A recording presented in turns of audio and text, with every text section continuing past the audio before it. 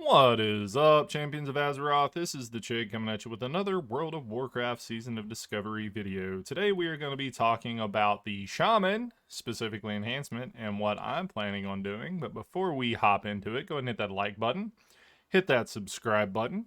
Don't forget to hit that bell notification icon so you get notified every time we make a new video. Anyway, let's hop right on into it. So, this is another one of those. I picked the orc because later on axes will matter, but early on, meh, we don't really give too much care.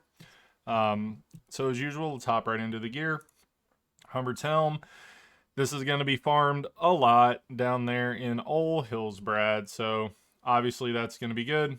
That's basically what you're looking for. I don't even really want to suggest anything else. 4% drop rate is high enough that that is farmable. These should be in the auction house. People should be farming them. Should be fine. So High Tide Choker is from the raid. Obviously, it's a little bit better than the Scouts Medallion. But before we hop into the raid, we can get the Scouts Medallion. So that's going to be helping us out. So the Bristlebark Anise. This drops pretty frequently. So, I mean, you can kind of count on this.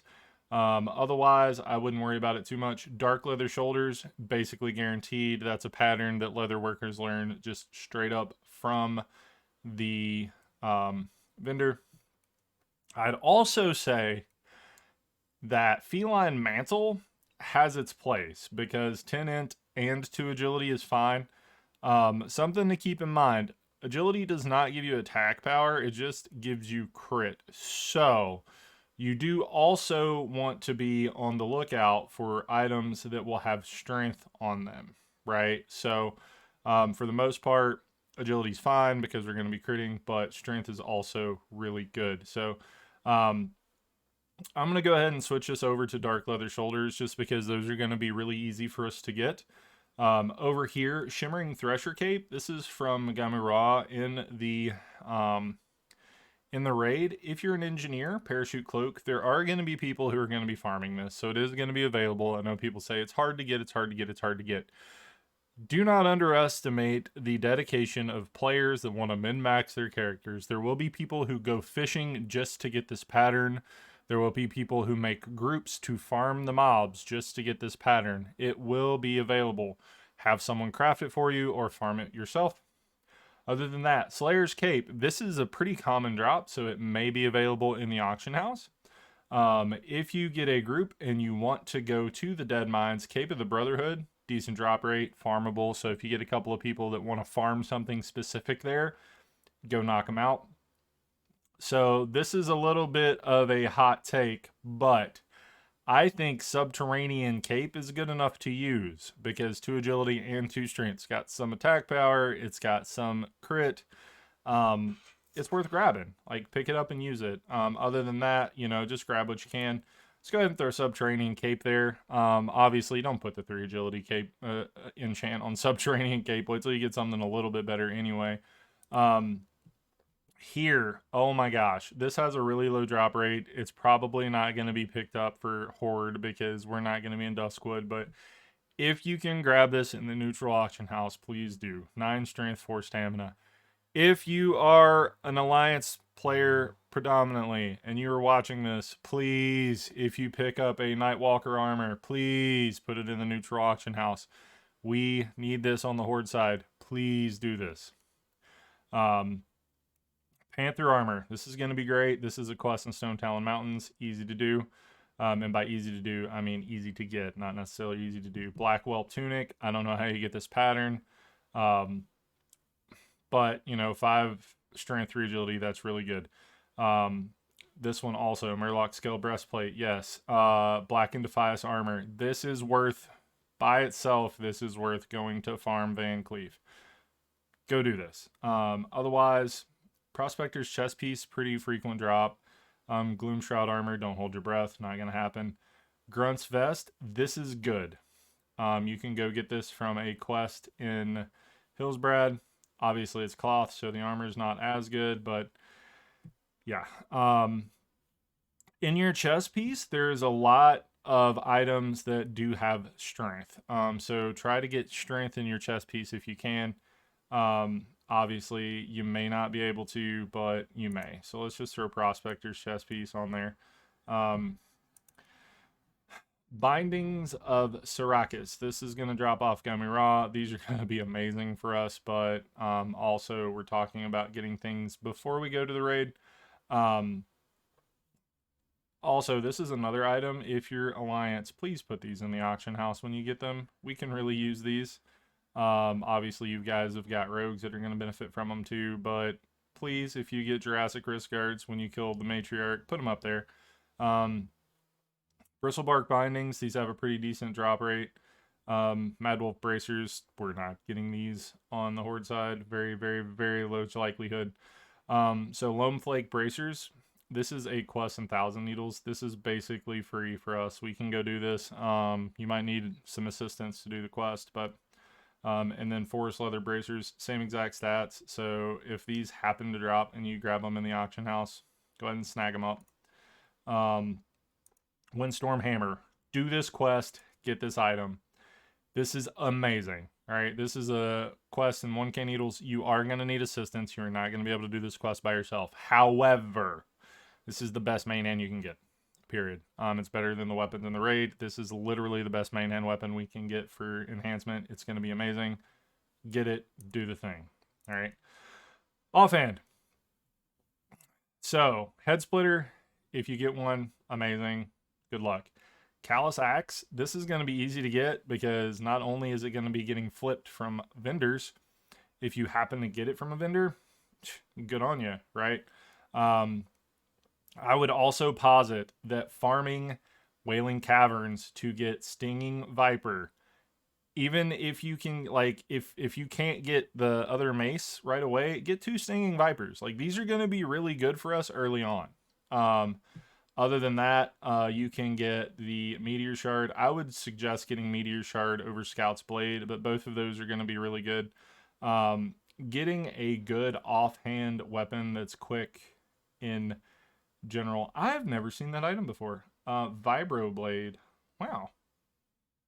Interesting. Requires engineering.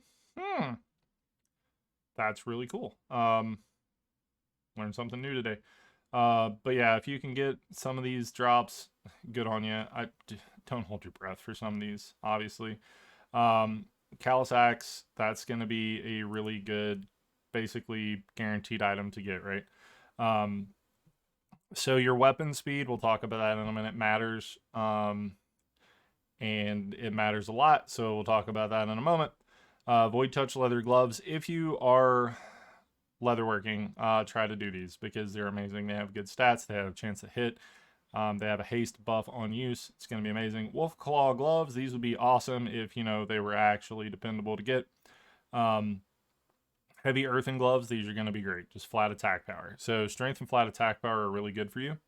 Brawler's Gloves, if these drop and you can get your hands on them, are going to be amazing. So Bristlebark Gloves, these drop a lot. So these are really good. Grab these if you see them. Just check in the auction house every now and then. Jute Braid Gloves, also good. Something to take into consideration too, of the Tiger gear is good.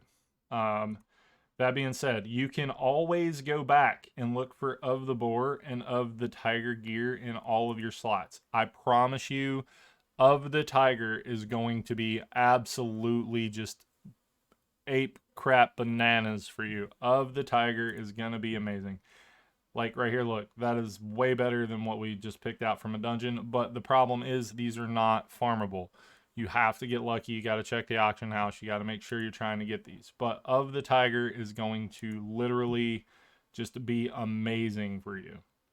Just amazing, amazing, amazing, right? It may even be, yeah, check this out. This of the tiger is just better than the Scout's medallion because it has strength on it, right? Obviously the neck there is just way better, but here you go. Spectral necklace of the tiger. Amazing. Prospector's chest piece. Let's see. Dervish tunic of power. Okay, so that caveat is if you can get any of these of powers that have huge attack power on them, those are just going to be amazing because we love attack power as shamans, right? right here, like I said, the Nightwalker armor. Please, please, please, if you are Alliance, put these on the neutral auction house. Yeah, so that's where we're at. Stick around with that. Kind of do what you're doing there. The forest leather bracers, there's going to be of power, right? Grab these of power. As a shaman in general, of power, like if you get a mix of power and of agility gear or of the tiger gear, you are going to be leaps and bounds ahead of your friends who don't get that, right? So there you go. Obviously, your weapons are going to stay exactly the same. There's no reason to differentiate because what you're doing here matters, right? Obviously, if you can get the head splitter, oh my God, good on you. I'm going to be jealous. If you get the head splitter and you watch this video, send me a tell. Send me a tell in game. Go ahead and put a comment on this video because I will shout you out in a video if you get that and you're playing a shaman, but only if you're playing a shaman because that's when it makes the most sense. So like I said, some Pathfinder gloves of the Tiger or the Void Touch leather gloves if you have them. Obviously, some of these other ones are really good options too. Of the Tiger, of the Tiger, of the Tiger. Let's go of the Tiger, right? Here we go. Scaled leather belt of the Tiger. That is going to be so. Scaled leather belts drop pretty frequently in some of the zones that we're going to be. Unfortunately, it's going to be where people are questing to get higher level items. So whether or not we can actually get it, meh. Pathfinder belts, though, these are going to be a little more common. So, you know, they're a little bit, yeah. So Dervish belt of the Tiger. Dervish belts are pretty frequent.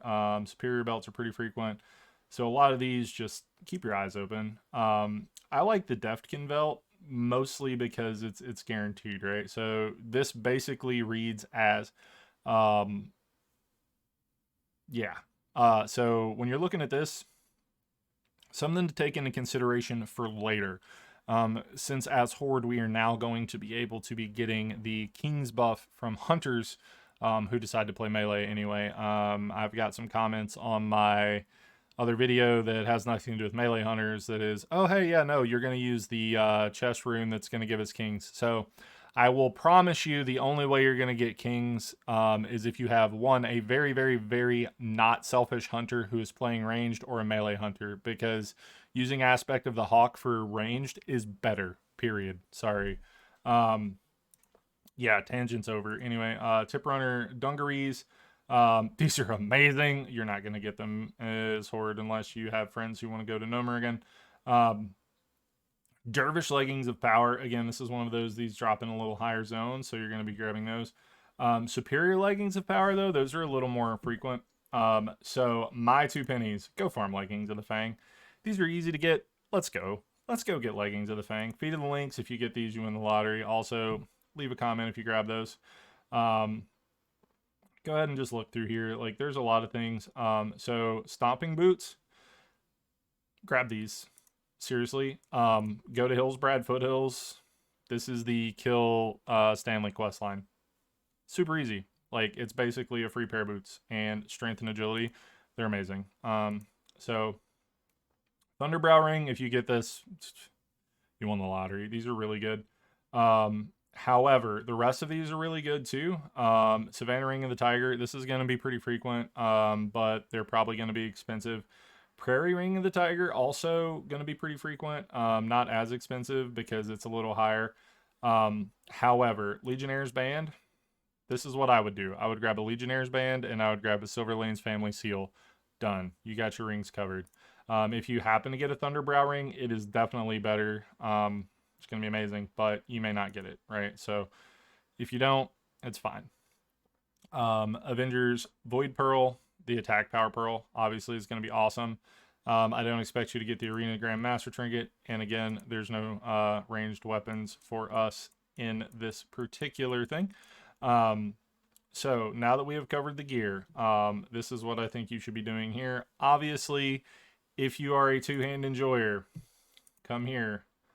Find a good two-hander. Let's see. Slag Hammer, good luck. Doubt you're getting that. But Brutal War Axe of the Tiger. This is going to be pretty common. Also, Do not sleep on staves. Staves are so good for two handy boys. And another thing to consider with staves is as follows. You can wield a staff without the point in enhancement that makes you able to use a two-hander.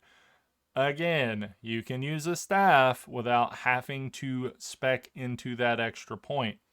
So while you're trying to get your one-handers sorted, you can use a staff.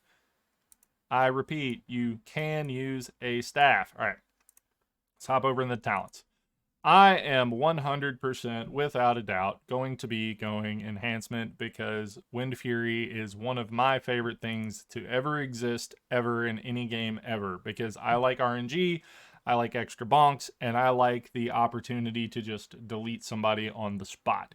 So that being said, we do not get Wind Fury until level 30. So I will explain to you how this is going to work and why this is going to be good and how this is going to be just even more crazy even without Wind Fury, and we'll talk about it in just a moment. First things first, though, let's hop right into the talents. We have Ancestral Knowledge, increases your maximum mana by 5%. Cool. This scales with all of your int and everything. Bang, we got 5% extra max mana. We are not going to put points into improved Ghost Wolf until after we get Ghost Wolf, so don't get too excited. But Thundering Strikes, improve your chance to get a critical strike through weapon attacks by 5%. No brainer. We're going to do that right away. Improved Lightning Shield. So, you're only going to use this until you get Water Shield. Because at that point, you are no longer going to use Lightning Shield. Unless something happens and we don't want to use Water Shield, you're going to drop Improved Lightning Shield. You're going to switch to Water Shield. And then you can move your points around elsewhere and put those three wherever else you would like them, right?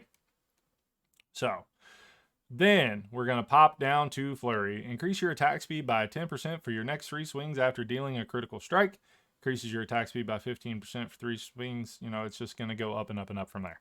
So this is just amazing. This is just, especially with dual wielding, we are going to go absolutely ham with this, and it is going to be so much fun. All right, Chest Rune. Right out the gate, first one on the list is Dual Wield Specialization. Increase your chance to hit with both spells and melee attacks by 5% while dual wielding. And your Storm Strike ability now hits with both weapons while dual wielding. So, once we get to level 30 and we have our Wind Fury, this is going to be amazing, obviously. But we don't have Storm Strike for a hot minute, so womp, right? It's fine. Healing Rain, this is going to be amazing for healers. Selects the area 15 yards around target player, so you have to cast it on a player, so it's a little bit different, and heals all of the target player's party members within that area for 20 seconds. So it's going to be awesome. As long as the animation's good, this is going to be amazing, and we're all going to be able to stand in it. Overload, if you are an elemental enjoyer, oh my god, this is going to be amazing. Gives your Lightning Bolt, Chain Lightning, Chain Heal, Healing Wave, and Lava Burst spells a 33% chance to cast a second similar spell on the same target, no additional cost, causes half the damage and healing, and no threat. Oh my god, this is amazing. So, you know, we have Chain Lightning that already has a chance to do that. This is going to add to Chain Lightning. This is going to be amazing. It's going to be awesome. Overload is just one of the best things ever. It's just a lot of fun. We love this. This is awesome. This is more RNG. This is more pew for free, right? All right, Shield Mastery. Each time you block, you regenerate mana equal to 4% of your maximum mana, and you gain armor equal to 30% of your shield's armor value, stacking up to 5 times. You will also always gain 10% increased chance to block and 15% increased block value. So you get extra things as you block, as well as you always have 10% increased chance to block, and your shield always blocks 15% more than it would. This is going to be good if you decide you want to be tanky. So this gives you a flat 5% chance. That gives you an extra 10% chance. Or did it say 15% chance? 10% chance. Okay, so at baseline, before you get things that give you more block chance, you have 15% block chance if you want to be tank. And then as you're rolling and getting hit and blocking, your stats are going up. which is really cool. So you get more, you get mana back, you get increased armor. Um, it's just really cool. I don't know, like it's a really neat concept to think about. So let's look at the leg runes. So ancestral guidance for the next 10 seconds, 20% of your 25% of your damage is converted to healing, and up to 3 nearby party, and 100% of your healing is converted to damage your most recent flame shock target. So this is kind of cool. This is more of a PvP centered thing, I feel. Just like if you're Ellie and you're just trying to get some off healing going, you pop ancestral guidance, you laugh while you chain lightning and heal people. Same thing with enhancement. You pop this, you go ham, you know, you get a little bit more going and you do well with that. And then we got Earth Shield. Protects a target with an Earth Shield, reducing casting or channeling when lost by 30% and causing attacks to heal the shielded target by 100. This effect can only occur once every few seconds. 3 charges last 10 minutes. Earth Shield can only be placed on one target at a time, and only one elemental shield can be active on a target at a time. So this is basically just a free little bit of passive healing that every couple of seconds when they get hit, they're going to get healed. Shamanistic Rage, this is what I'm going to be using for enhancement. Reduces all damage you take by 20%, and you regenerate mana every second for 15 seconds. Mana regenerated per second is equal to 15% of your attack power, 10% of your spell power, or 6% of your healing power, whichever value is the greatest. So this is going to give you more incentive to stack straight attack power and to stack more and more and more strength, right? Like this is always going to be better the better you itemize your gear. So Shamanistic Rage is going to be amazing. I don't know what the cooldown on it's going to be. I hope it is such that we can just stay in combat and keep going, which is going to be awesome. So we've got Way of the Earth. While Rockbiter weapon is active on your main hand weapon, you deal 100% increased threat, gain 30% increased health, take 10% decreased damage, gain 6% reduced chance to be critically hit by melee attacks, and Earth Shock taunts targets to attack you and has a separate cooldown from other shock spells, but has its range reduced to melee range. Way of the Earth, you tank. And all of these things are amazing. It's just, man, it's going to be so cool to see shamans tanking and stuff. It's going to be a lot of fun. So like I said, I'm going to be doing Shamanistic Rage. Let's pop right back over here. Let's look at the last set of runes, which are really cool. Lava Burst. If you are an elemental enjoyer, this is going to be amazing for you. You hurl molten lava at the target, dealing 198 to 256 fire damage. Your flame shock is on the target. Lava Burst will deal a critical strike. Oh my goodness, this is amazing. Yeah, just it is cool. We love Lava Burst. Lava Burst is going to hit hard. This is going to be fun in PvP. Lava Lash. You charge your offhand weapon with lava, instantly dealing 100% of offhand weapon damage. Damage is increased by 20% if your offhand weapon is enchanted with flametongue. So, this is something you can do. I do not think this is going to be worth the mana cost or the global cooldown. Simply because we are going to be doing other things, and I don't think that this is going to be worth it. It may be. We'll have to test it, but it depends on how our mana management goes. If our mana management is such that we don't need Water Shield, Lava Lash is going to be the obvious choice because we don't have a lot of skills. However, if mana management is a huge issue, I don't think Lava Lash is going to be worth the investment. Also, once we get to where we can put Wind Fury on both weapons, I don't think we're ever going to be using Flametongue on our offhand. However, I do think that having an extra instant attack with your offhand that can proc your offhand's Wind Fury would be beneficial, again, as long as we don't need Water Shield to keep our mana up. As of right now, I am using Water Shield in my predicted build because I think we're going to need the mana. Alright, that being said, Molten Blast. Blast enemies in a cone in front of you for 39 to 54 fire damage. This ability generates a high amount of threat. Flame Shock periodic damage has a 10% chance to reset the cooldown on Molten Blast. This also has the opportunity to be absolutely amazing for DPS Shaman as long as you are in a group that can handle you doing a little bit of increased threat and you know how to read threat meters. Having a frontal cone AoE that can be reset can be absolutely ape, like just bananas. Um, but again, this ability generates a high amount of threat. It's going to be you got to stay on top of your threat. Water shield. The caster is surrounded by 3 globes of water, granting 1% of your maximum mana per 5. Again, that's maximum mana per 5. So if you've got some intellect, it's going to be even better. When a spell, melee, or range attack hits the caster, 4% of your maximum mana is restored to the caster. This expends 1 water globe. Only one. Oh, they made a typo. Only one globe will be activated every few seconds. Lasts for 10 minutes. Only one elemental shield can be active on the shaman at a time. Again, I'm thinking we might need this to keep our mana up while we are questing and DPSing and stuff. We'll see how it goes in the long run.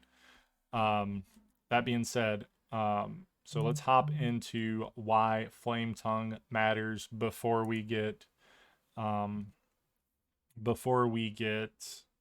Fury. So flametongue.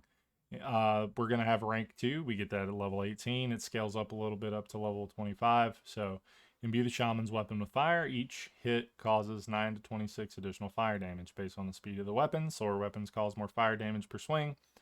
Lasts for 5 minutes. So we're going to be using these imbues until we get Wind Fury, obviously. So the big thing here is each hit causes, not chance on hit, but each hit causes extra fire damage based on the speed of the weapon. So you're not going to get the whole 26 because that's going to be slow weapons. You're also not going to get the 9 because that's like daggers and stuff, right? So we're going to be kind of in the middle. We're probably going to be in like the 18 to 20 range. But the thing is, we get our increased attack speed from the tree when we crit. We get this, that, and the other when we crit. And these are just going to be adding up. This is going to be a lot of extra damage just from auto attacks, which is going to be amazing. It's going to make it pretty good. It synergizes really well with everything else, so it's going to be a lot of fun. Again, don't forget two-handed axes and maces. You don't really need this because you can use staves until you get the two-handers or the two one-handers that you want. Anticipation is a decent enough spot to put your improved lightning shield if you're using water shield. Enhancing totems aren't bad to use because you're going to be getting extra agility and strength from these. Guardian totems, as long as you're actually using your totems properly, is also a good spot for those. Shield specialization is not, because you're not going to be wearing a shield unless you are waiting to get dual wield specialization. Being said, I may make an elemental video if somebody shows some interest, but aside from that, this is what I'm going to be doing. Dual wield specialization, shamanistic rage, and water shield. Anyways, this one has been a little longer than the others for some reason. I'm not real sure why, but thanks for sticking around. I will catch you guys in the next one. Don't forget to like and subscribe.